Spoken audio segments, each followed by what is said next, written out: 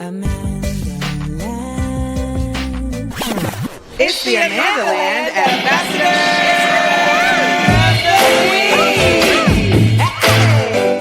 Get it on, y'all. Get it on. Get it on, y'all. Get it on. Hello. How are y'all doing this morning? We're okay. You're Good. okay? It's busy. Yeah. So who is Lara? And who? Okay, so hello, Lara. Hello, and Vanessa. How are you doing? So I'm rocking my For Your Viewing Pleasure. Bam. And bam. Oh, Yeah, double whammy. So for those who don't know, For Your Viewing Pleasure is a clothing line, but y'all are more than just a clothing line. So can we just start there? Because I think that, when people create products, the perspective with which they created them from is imperative to understanding why you want to support them. Some people are like Lululemon was like, I want to create pants just for skinny white women and I don't want anybody else wearing them. See how that's different? That's different. So can you give us just a little bit of a history on For Your Viewing Pleasure and where it began and why? Yeah. For Your Viewing Pleasure began on Hinge. Yeah. Tell us more. Well, in 2020, we met on Hinge, and I think Vanessa messaged me. Yeah. And I saw a message come in from a woman with an Arab last name, and I was like, oh my gosh, that's my type. And then, yeah, we started dating like 2 days later. And lesbians, y'all get right to it. And we started a business a year later. Yeah. I tell them all the time, like, I really be like, are you sure you're not a lesbian, Amanda? Are you sure? And I'm just not. And it's irritating because it makes logical sense in so many ways. Carry on. Yeah. Also, if you notice I'm doing more than talking, Vanessa is very shy. Terribly shy. Fair enough. Terribly shy. My goal is for this to feel like we're just chit-chatting at a cafe that happens to have microphones and a screen and people watching, but really just chit-chatting, because interviews always sounds like a little more formal than I want it to be. Like, I want to interview like when it's like a politician and I'm going to hold their feet to the fire. Whereas really, like with you guys, I just want to get to know more about For Your Viewing Pleasure and let people know more about where they can be putting their money and their support and their love. We're in a time where people are more and more realizing, where I spend my money is basically how I'm voting for the world I want to live in. Mhm. Yeah. Well said. So I think that when you create products like For Your Viewing Pleasure, you're actively countering capitalism and disrupting it in a way that many people are ready to support. Yeah. Yeah. Yeah. So how do you go from dating to let's start a business? Well, do you want to? No, you go. Okay. You go. So in 2021, we went to a protest, and it was when, the occupation was increasing, the bombing in Gaza. And we came home from that protest, and Vanessa, who before the pandemic for 15 years had made her bread and butter designing shirts for mass America through brands like Urban Outfitters, Anthropologie, Forever 21. Oh my God, all my spaces. Yeah. We still see her like shirts she designed in the past all the time on like TV. Nice. But so we went to this protest and we came home, and Vanessa said that wasn't enough. That I don't feel like I'm helping my people, and I'm gonna. And Vanessa, you're Palestinian. Mhm. Yeah. Yes. Okay. So when we say your people, you don't just mean Arab, you mean the Palestinians. Yeah. Okay. Want to frame that for folks. Yeah, Vanessa's half Palestinian, half Native American, actually. Levels. Yeah. Her mother lives on the Morongo Reservation. Yeah. On the Morocco reservation? Morongo. Morongo. It's about 20 minutes before Palm Springs. Fascinating. And what is her nation? It's Kahula, but it's part of Morongo Mission Band of Indians there. Okay. And do you still like engage with them in like traditional practices? Like do they have like special, I don't know, I sound really American right now. Don't make me keep talking. No. I mean, honestly, I didn't meet my mother until I was 14, so I don't have that much of a connection as I've wanted to. But she has taken me to powwows. But she's pretty much Americanized too, like my father. Okay. But yeah, I wish your father is Americanized? Very. He was born in LA. But he's Palestinian. He's Palestinian, full. Okay, just so you know, in my naivete, I be feeling like if you're Palestinian, how can you be anythingized other than Palestinian? Like that's what is sold for, not sold, but that's what it feels like when I meet Palestinians. It's like I can't even imagine an Americanized Palestinian. Yeah, I think for him it was like it's because of the trauma. His mother came in 56 and he Americanized and didn't want to look past that. And I understand. I mean, beginning I was very angry, but now I'm starting to realize that it's just gonna be part of the Palestinian experience in that way. How old were you when you realized, or when you were like, I'd like to actually lean more into this? That was her. When I met her, because my dad didn't speak about our background at all. So that was when I met her. She spoke Arabic, spent a lot of time. And yeah, she went to school in Beirut. So that 2020 into 2021 is when it all changed for me. My journey was me learning my background and then starting a brand. And it's been my journey, personal journey too. Vanessa, where are you from? I'm from LA, like Pasadena area. Okay. All right. And Lara, where are you from? I'm from San Diego. Lara, are you just a regular American white girl?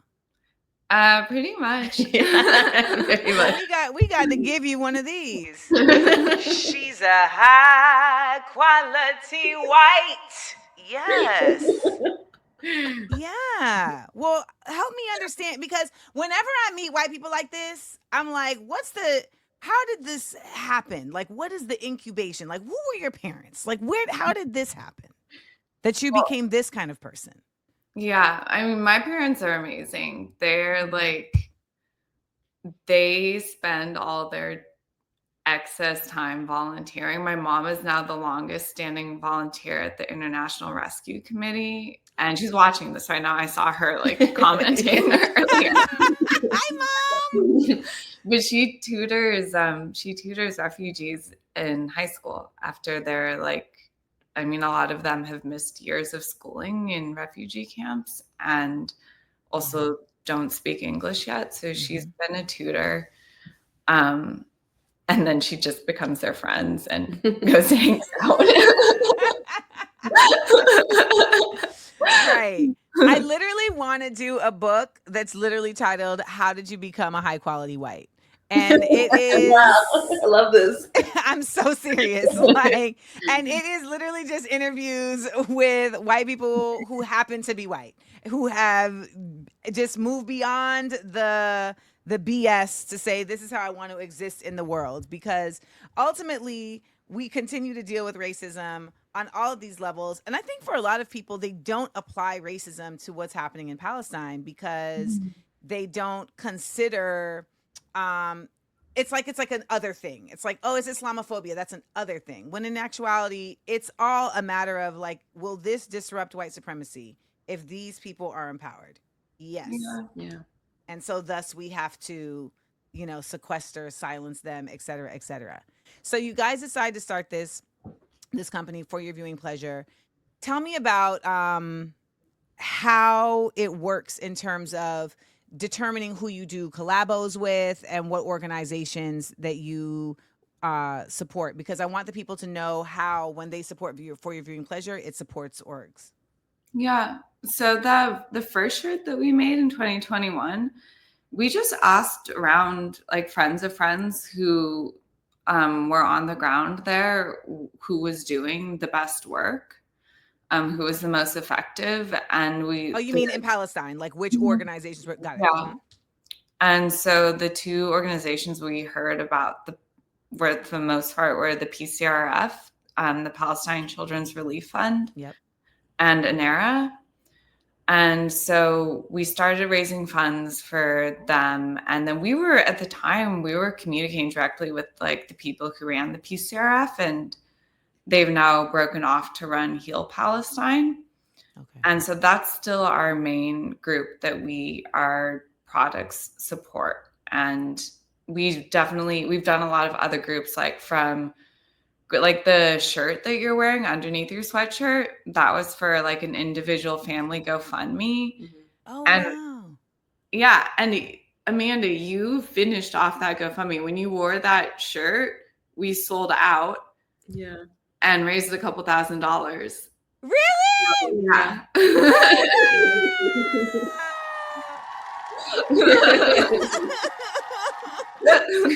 Vanessa and I were sitting. We were actually having a barbecue. Our neighbor is Palestinian. We were having like a barbecue, but then all of a sudden our phone started going off with all these sales. I was like, that's good. I know that Shopify sound. It's like ding, ding, ding. Yes. Oh my gosh, that makes me so happy because I always tell people like, listen, my audience, they support. Like they support and they love a shirt. I ain't never met people that love a shirt like the AmandaLanders. Yeah. Every day they're like, put it on a shirt. Put it on a shirt. I'm like, please, please. So tell me about Heal Palestine and what work they do. Because I think a lot of people are very like, well, how can you get aid into Palestine at this point? Like we're always hearing about there not being aid in Palestine, et cetera, et cetera. And I really want to just quell people's concerns and also, give them some insight into just what work is being done on the ground in real ways. And that it didn't just start, on October 7th.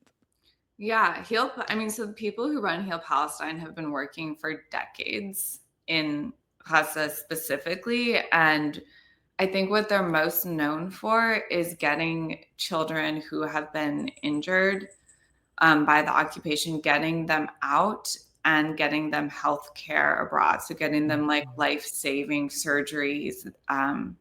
They bring a lot of these children to the US, and they're also working within Gaza for support. I mean, yeah, it is really limited right now what can be done in terms of getting children out and getting food in, providing education. And they are a grassroots organization. They work with other organizations on the ground. So they work with ANERA. And one thing that I find encouraging about them is their steadfastness, because sometimes when it feels like nothing can be done and we're so discouraged seeing like all these aid trucks sitting at the borders with food rotting, they're like, okay, this is what's happening. We're going to keep going. We're going to keep trying. For like the 10 children that get refused exit, maybe like one is going to get out. And that's significant. Like we're going to keep, and they've been doing this for so long that I feel that they are less disillusioned by the failures. Yeah. They know how hard the work is. A lot of them work, which we just found out. We just went to like a gala to raise funds for them in Orange County last November. I didn't realize, but most of them work full-time other jobs. Oh, wow. Yeah. Well, we have some questions that are coming in from the people. Lara and Vanessa, Fatima asks, what are the biggest challenges you have faced when launching and starting FYVP? That's a good question. I think one of our challenges is, I don't know. Do you ever? I mean, that's lovely if you can't name a challenge right off. You have some. I'm like, send that energy over here. I think one thing for us is that we are only 2 people. So it is trying to keep up with the work. Like we produce. Do you do your own fulfillment? We do everything. So it's me as a designer, call me a creative director. Sure. I feel like we wear a lot of hats here. Yes. But it is we started doing cut and sew, which takes a little bit more time, but the shirts there's a lot of love that goes into them. Yeah. Like a very responsible cotton company. We drive it down in our car, multiple trips to the sew house. We take it to the dye house. We take it to the printer. We pick everything up, bring it upstairs when we had we're on the second floor before. And we do all the fulfillment, all the orders ourselves. Sometimes we have to hire friends to come in and help us. But I think that's one thing. I wish we could have a team one day, inshallah. Inshallah. Make yeah. it bigger. Because fulfillment is, for those of y'all who have never done fulfillment, which is the packaging of orders. It's mostly her. Yeah. I feel like it's insane driving. Like, it can really mess with your mind because it's so hard to do correctly without mistakes. Like, there's just, which is it's like AI. I'm like, I hate you, but also maybe we can get a robot just for that in my house, because I have now had to instate for fulfillment for my products. I have to do like a 5-step plan. Like, I can't just like, here's the order and fulfill it. No, I gotta like pre-package, and then I gotta look at the order, and then I still gotta leave time so that I can come and check it. Because when I come and check it, I'm always like, there were supposed to be 2 pins and you only sent 1. And it's like, I just feel like I just genuinely, I relate to you. And I had a boyfriend at one time when I was doing fulfillment, and I couldn't tell him this, but he was slowing me down. That's me. I'm the boyfriend. I'm the one that slows her down to like, just get out. And I was like, I'm trying to make this like a bonding thing, but like, you're killing me, bro. So I respect it. Is this really something that you want to get bigger, even if you want your team to get bigger? Because I know that when things get bigger, it gets harder to basically control, and manage. And I know a lot of times in the United States, like, you can't help but be like, I want to get in, like, everyone wanted to get in Target at one point. Y'all, everybody wanted to get in Target. Like, this was the goal in life. And now I feel like I'm the opposite. At this point, I'm like, I want to be able to manage my stuff. How do you guys feel about For Your Viewing Pleasure? Is there any expansion goals beyond your team? Yes, I think, yes, we would like to. I love touching every single shirt multiple times, but I think I will look forward to the day when we don't have to do that. And when we have it wouldn't even need to be a big team, but a small team. Yeah. I'm an artist. That's what I did before. So I'd like to. Oh, what type of art? You still are doing it? I mean, yeah. We're here for my solo show in New York right now. So that's. Ooh, yes. What type of art? What mediums? I do performance art. So I usually do really intense durational stuff. Right now I'm in the gallery every day inviting people to put electricity into my body. Vanessa, wait. Lara, what are you talking about? Why? So it stems for me. I developed chronic pain as a teenager. And so I think that's been most of my experience as an adult and since adolescence. And so this performance and this show is all about the connections between pain and trauma and the nervous system and dysregulation. And so the audience is invited to, I've been working with engineers from NASA, and we've developed this on the wall, they press a push pad and that sends electricity into my body, and it creates chaos in my nervous system and kind of dysregulates pain signals from my body to my brain. So it helps. Oh, so it helps you. Yeah, it helps. Oh, I was like, I know about white guilt, but this is a lot. Yeah. It's like, I mean, you're doing a lot already. Okay, so this helps. Got it. Okay, so how do you feel about Maria Abramovich? Isn't she kind of like the most like she's like the most commercial performance artist out there, right? Yeah. No, she's like, I mean, I like her work, but she has zero politics. Like it's like okay, cool. You're doing there's nothing. I mean, to me, it's like she paved the way for a lot of what performance artists are doing now. But I believe that what's in the field now is we've got a lot more politics. We're speaking like we're talking, there's a lot more like queer, trans, disabled performance artists, I think, taking platforms now, a lot of BIPOC artists, a lot of and they all have politics. Like we're all pro-Palestine, we're all anti-Trump. So I think that that's like one thing that I don't see from someone like Marina. I mean, at this point, if your art doesn't have politics involved in it, I don't even see it as art. I just see it as just media. Wallpaper. What'd you call it? Wallpaper. It was the dryness in which you said it as well. Yeah. Wallpaper.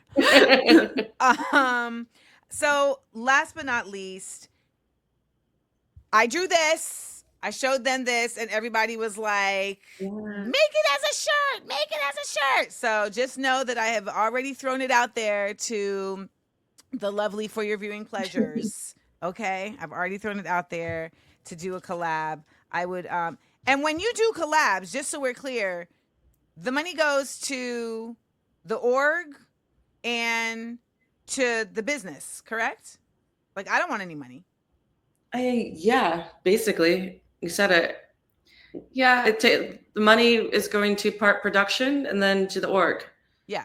So just so y'all know, I'm not getting anything. All right. Because, people need to know that. Which is why you can buy some pins from my site. What'd you say? If like occasionally, like if it's a designer other than Vanessa, then we have obviously an artist gets also their payment if someone designs it. We've collabed with a few people in the community, and I do want to support them as well. We do, and so that there is a small payment for them, but also a percentage. Most of it goes to an organization, which is part of it. Yeah. Nice. Yeah. I love what you guys are doing. I love the through line, the commitment to values in every aspect of what you guys are doing, whether it's within For Your Viewing Pleasure or your art. And, for me, that's something that I just didn't get to witness when I was working in LA, like in Hollywood. It was like, that's not a thing. It's more so that was seen as like silly. It was just like, no, you do that over there. And then you do this over here. Like at agencies, they have a department in talent agencies for philanthropy. And if you don't know, you think like, oh, I want to start an organization to like do real shit. And they're like, ooh. But like not that real shit. What about this over here? What about like homelessness? You know what I mean? Like what about that? Like what about like Habitat for Humanity? Like that's chic. Like that's really in it. And you're like, no, I want to educate Black girls. And they're like, but which Black girls? Like that, yeah, that's what they're on. Yes, as Pantara said, that's cute of you. So, like that's cute. So I really want everybody to go and support For Your Viewing Pleasure. I have the full catalog, I feel, at this point. Like whatever was up on the side, I think I bought one of each. And and by the way, I didn't give them away. They're all mine. Like, I didn't distribute. They're all mine. And the last question I have is this, like, how do you feel like apparel at this point has become an integral part of continuing the message of Palestine? Because I wasn't here in the last, I feel like before October 7th, I never saw like support Palestine apparel in the way that I'm seeing it now. So curious. I mean, for me, I feel that it's like kind of constantly wearing a protest sign or a banner. I think we saw, obviously, our orders went way up after October 7th. This is your mom, isn't it? Oh, That's my mom. Oh gosh, I'm like, Mom, this is so embarrassing. I love it.